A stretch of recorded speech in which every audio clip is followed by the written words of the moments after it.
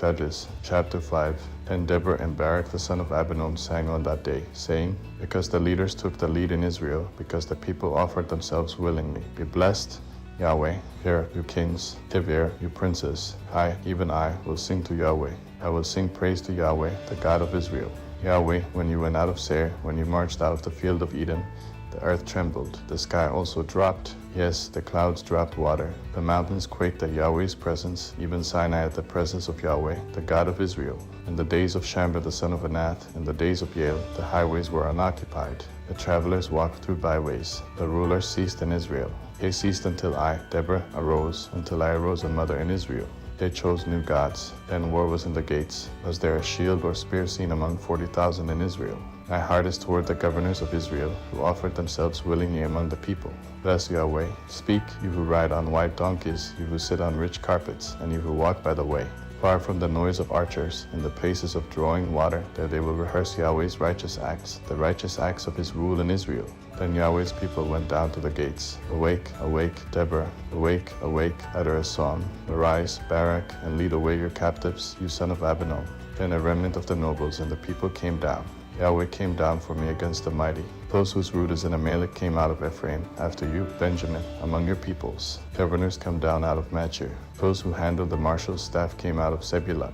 The princes of Issachar were with Deborah. As was Issachar, so was Barak. They rushed into the valley at his feet. At the watercourses of Reuben, there were great resolves of heart. Why did you sit among the sheepfolds, to hear the whistling for the flocks? At the watercourses of Reuben, there were great searchings of heart. Gilead lived beyond the Jordan. Why did Dan remain in ships? Asher sat still at the haven of the sea, and lived by his creeks. Zebulun was a people that jeopardized their lives to the death. Naphtali also, on the high places of the field. The kings came and fought. Then the kings of Canaan fought at Tanakh by the waters of Megiddo.